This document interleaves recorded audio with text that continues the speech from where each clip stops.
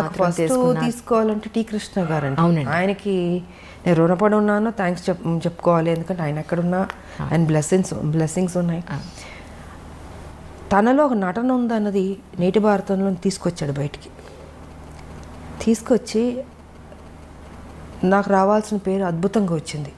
ఓ Vijayashanti only glamour కాదు, తను నటించగలుగుతుందని ఆ క్రెడిట్ కృష్ణ గారికి వెళ్తుంది. ఆయన ఏం చేశారు, అక్కడితో కాకుండా ఆయన అన్ని సినిమాల్లో విజయశాంతినే ఉంచాలి అంటే ఆయన మైండ్ సెట్లో ఏముంది, ఓ రెవల్యూషనరీ ఫిలిమ్స్ అంటే అది తను సూట్ అవుతుంది.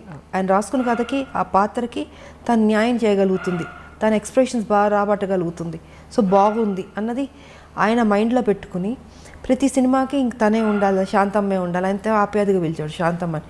సో ఆయన ప్రతి సినిమాలకు పెట్టేవారు. నేను ఒక స్టేజ్లో అన్న అని పిలిచేదా, అన్న మీకు బోర్ కొట్టదా, అన్ని సినిమాల్లో నేనే పడతాను, ఇంకొక హీరోయిన్ పెట్టండి అన్న. లేదు శాంతమ్మ నువ్వే చేయాలి, నువ్వే బాగా చేస్తున్నావు అనేసి. ఒక స్టేజ్లో అయితే ప్రతిఘటన అయితే నేను అన్నాను, కథ విన్నాను బాగుంది, బట్ నాకు డేట్లు కుదరలేదు, టోటల్గా బిజీగా ఉన్నాను. అప్పుడు అన్నాను, అన్న కుదరట్లేదు అంటే నువ్వు చెయ్యాలి, ఇది నువ్వు చేయకపోతే నేను చెయ్యను భీష్మించి కూర్చున్నాడు ఆయన. ఇంకా ఏంటంటే ఆఖరికి అందరు ప్రొడ్యూసర్లు రిక్వెస్ట్ చేసి ఒక నెల నాకు ఇవ్వండి అని 1 month నాకు వెళ్ళాను. వైజాగ్ వెళ్ళి కంప్లీట్ చేసుకుని వచ్చేసాను. సో అంటే నేను చేయలేను అనుకున్నది దేవుడు కూడా అక్కడ కూడా నువ్వే చేయాలన్నట్టు చేయించాడు.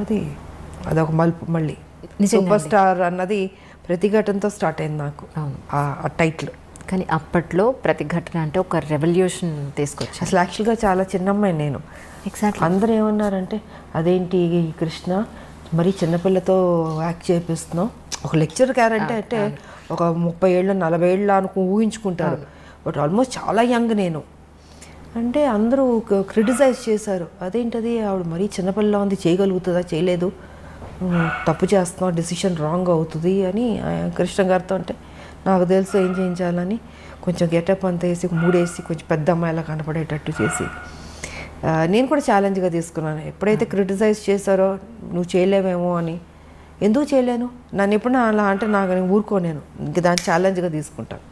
ఇంక తీసుకుని సో కృష్ణ గారు పట్టుబట్టడం, నేను ఆ ఛాలెంజ్గా తీసుకోవడం, అది అద్భుతంగా సక్సెస్ అయింది.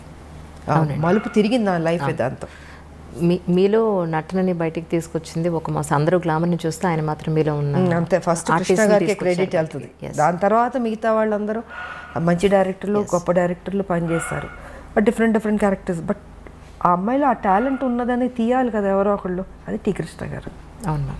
కానీ ఒక ఆర్టిస్ట్కి తన జీవితం మొత్తం మీద చూసుకుంటే మహా అయితే ఒక 2, 3 దొరుకుతాయేమో అలాంటి రేర్ కదా. కానీ మీ విషయంలో ఒక పెద్ద లిస్టే ఉందండి. నిజంగా నేను ప్రిపేర్ చేసుకున్నాను, చదవండి లిస్ట్. అసలు మామూలు కాదు. మీరు టీ కృష్ణ గారితో చేసిన సినిమా దగ్గర నుంచి టీ కృష్ణ గారితో దగ్గర మీరు 6 సినిమాలు కంటిన్యూస్గా చేశారు.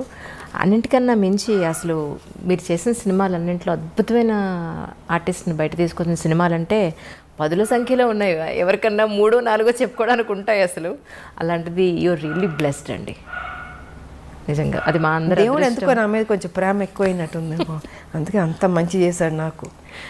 మనసు మంచిది కాబట్టి మంచిగా జరుగుతుంది. నిజంగా నేను ఎప్పుడు ఎవరి గురించి చెడుగానో నాకు అనవసరం. నా పని, నా డ్యూటీ, నా ఇల్లు, అంతే.